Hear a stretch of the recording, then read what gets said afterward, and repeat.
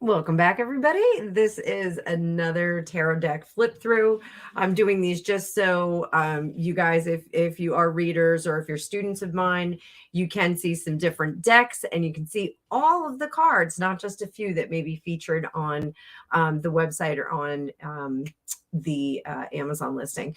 This is the Antique Anatomy Tarot. The suits are a little bit different, but it is a super cool deck. I do use this one for readings for people that are asking about work. It just works really, really well for work related items. Now, the coolest thing is that the deck is basically clipped together anatomy pictures, botany pictures.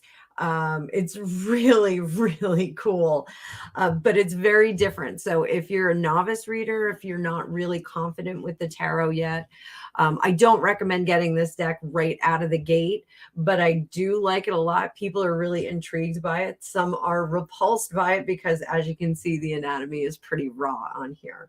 So we are going to flip through very nicely. That is our Magician.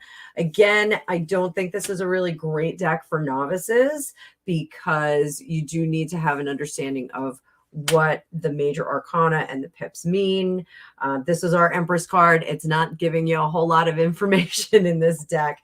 If you are a seasoned reader, though, it's great. It's going to be a fan favorite for your clients. They're really going to like it. There's our Hierophant, Lovers, Chariot, Strength card.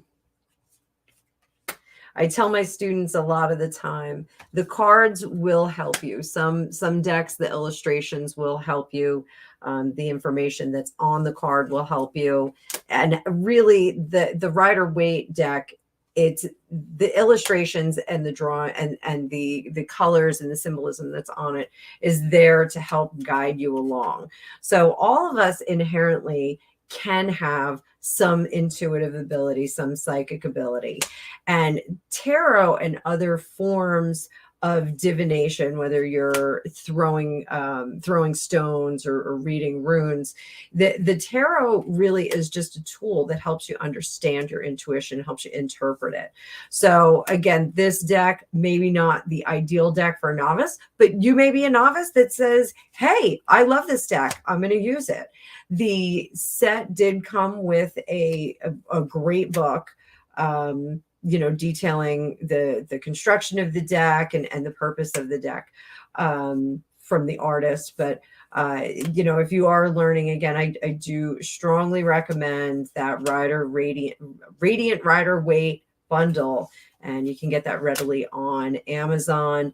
Really is a good deck. Now we're into the rods right now, which are our wands.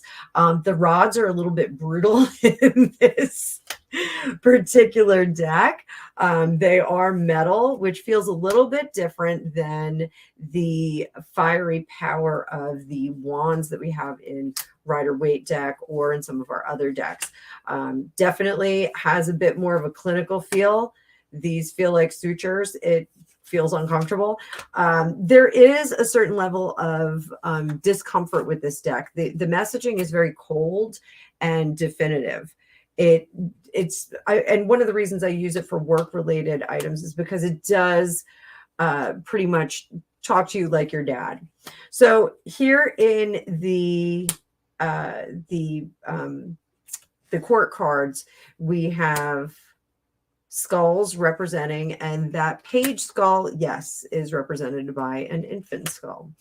Blades, we are getting into, our swords here, but these are blades. So they're a variety of different blades. Here we have, looks like table knives, letter openers and the like. And you can see the botany in the background. And there's more detail in the book about the items that she used for the botany here. So, but I just love how she clipped this deck together. It really is an interesting and unusual deck. So there's our infant skull. So like I said, not everybody's cup of tea. Adolescent skull. Not everyone is going to say, oh, I want to look at skulls during my reading. It'll be unsettling to some of your clients. Of course, if you are a reader, then you know sometimes people do have a visceral reaction to certain tarot decks. So here we have our potions instead of cups. This is very fun because they do have labels on them: love tonic, passion tint. How do we say that? Tincture. I can't say tink. So joy tonic, bliss elixir.